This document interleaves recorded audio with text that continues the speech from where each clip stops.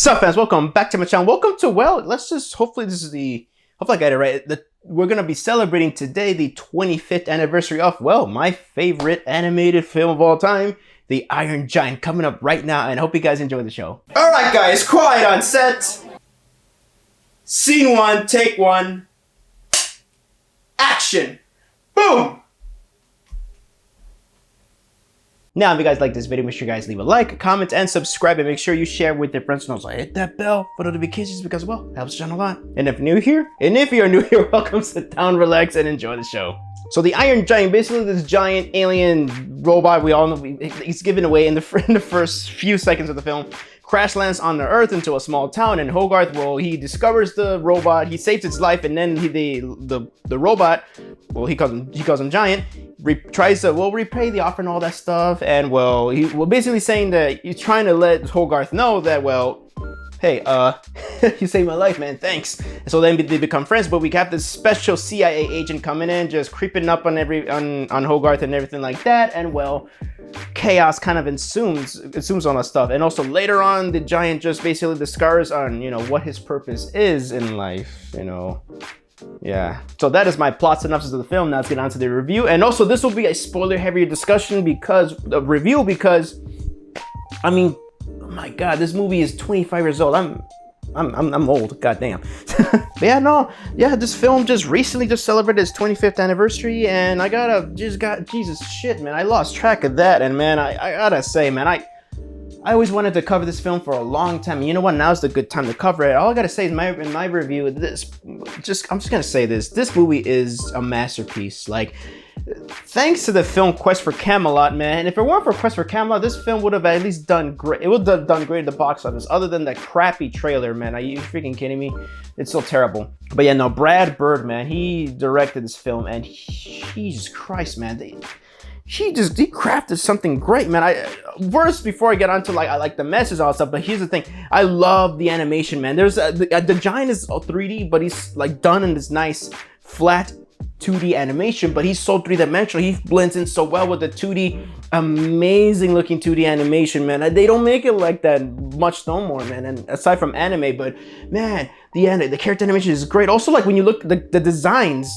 The designs are very much like The Incredibles. So you can tell, like, when it comes to like character designs like that, if you watch The Incredibles and The Iron Giant, you really can see that is Brad Bird's style and everything. And man, oh man, I just love the designs. I love Hogarth, his mom, the agent, man, his friend, the Giant. I just love the freaking designs of the characters, man. And the animation is so gorgeous, man. This is done like in a 235 or 239:1 aspect ratio. And it's just a beautiful landscape sort of freaking aspect ratio. And it's so beautiful. You really feel the scope and scale of it. I have yet to see this film on like a giant movie theater screen, but oh my god, I'm pretty sure it'll look amazing. And there's two versions of the film, the theatrical and signature. I slightly lean more towards the signature edition because that's what Brad Bird wanted us to see originally. Basically there is one change that they changed the commercial from the movie. So there was a different commercial and then there's another commercial, but yeah. That is, I think, the two differences aside from like two extended scenes of the movie, kind of like delving into the Giant's origins, which he's an alien that is sent to destroy, but he has a dent on his head, and later when he has that dent restored, he goes on a rampage because, well, he thought Hogarth died. And also, man, I just love the character developments here. Hogarth goes on this journey about wanting to have a father and all that stuff, a father figure. He also sees a bit in his friend, and also he also sees it in the Giant. But the Giant just sees him as family. I just love that the Giant goes through this whole arc. And this is I'm going to talk about the message that I love. I love that the message is about you don't have to be what you were chosen to do. You can be who you want to be. You have free will, so you choose. And I just love that a lot. So the Giant was designed to come in and conquer Earth, but you know, he later on befriends the Hogarth and all that stuff. And once he thought that Hogarth died because the military was after him, and once he thinks he lost everything, he goes on a rampage. Well, it surprisingly doesn't kill anybody. Who knows? But later, Hogarth he gets in his way, and then the Giant snaps out of it. And I just love that line where he's just like, "I am not a gun." And I gotta say, this is the first movie that ever made me cry. When he sacrifices himself for that nuclear missile, man. Jesus Christ, man.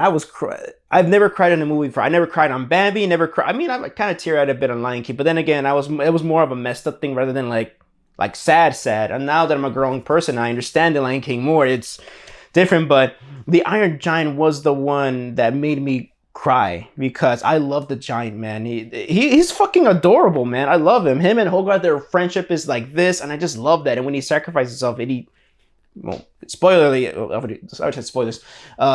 He sacrificed himself. He dies, but then again, later you see that, well, he's still alive. So yeah, but no, that is just awesome, man. I just love that. Basically, the giant goes through this whole, like, he doesn't know where he comes from, and then he finds out that what his purpose is a bit. I think when he just kind of gets kind of his thing restored a bit, because he has these dreams throughout the movie in the extended signature edition, and he kind of just slowly finds out what his purpose was, and then by the end of the movie, well, he decides not to destroy the earth. He wants to be Superman. And I love that how the callback to Superman is when Hogarth is showing his comic books and everything.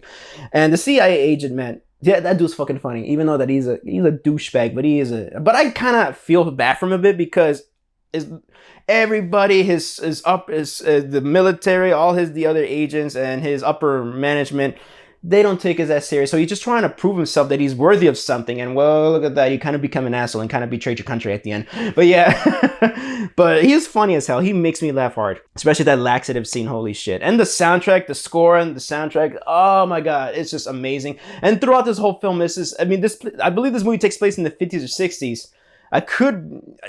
You know what? I'm pretty sure I'm wrong here, but yeah, I just love this takes us in the 50s. I love this 1950s aesthetic to it, especially how they teach people how to, survive a nuclear bomb, even though that's bullshit. But yeah, no, I just love the fear, like the whole propaganda and all that stuff. And I just love this beautiful vintage look to it, man. And Jennifer Aniston and his mom, she is just awesome, man. The voice acting is amazing, especially Vin Diesel playing the giant, man. Holy crap, that is just freaking awesome. And I gotta say, before I wrap up this review, is that this is a very adult film, especially during when they launched that nuke. Is like, Jesus Christ, that's like, I've never seen something like that as a kid when they actually implement like an intense scene like that. Usually we see in adult action movies and all that stuff, like R-rated films.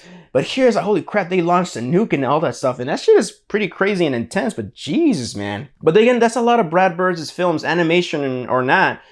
Well, mostly on animation, they really go to have these adult conversation on things. And that is just cool, man. I just love Brad Bird. Doesn't talk down to his audience, man. I'm a huge Brad Bird fan for that. This movie is just, I just love it, man. I just love the Iron Giant. I'm just glad we get to celebrate the 25th anniversary. And with that, no surprise here, I'm gonna give the Iron Giant a perfect 5 out of 5. And before I wrap up this video, I'm gonna show you guys something. I have right here the collector's edition of the limited edition signature edition of the Iron Giant on Blu-ray. Like, this is one of my prized. I mean, I need to clean the top a bit. This has been sitting on my shelf a bit for a long time. So yeah, but this is a movie that I adore so much, and I just love that the bolt is nailed at the end right here in the back. That is just so cool. But yeah, this is how I first saw the Iron Giant signature edition. No, when it comes to anything physical media, this is all I got. And I'm actually glad I didn't get any of the DVDs or anything like that. There is a standard Blu-ray of this, but I went and got this. What is it? There's a limited edition sticker here, so I've got number 211 out of 15,000. I'm not sure if the camera can pick that up, but that's good. I will do, I'm not gonna open it up and go into depth with this, because I will do a retro home video review of this set, because Jesus shit. But yeah, I'm a huge fan of the Iron Giant. It's my favorite animated film of all time. Kiki's Delivery Service was my favorite animated film as a kid, but then once I saw the Iron Giant, or no, wait, was it? I have vague memories sometimes when I was a kid, but still, this is Kiki at a time was my favorite animated film growing up.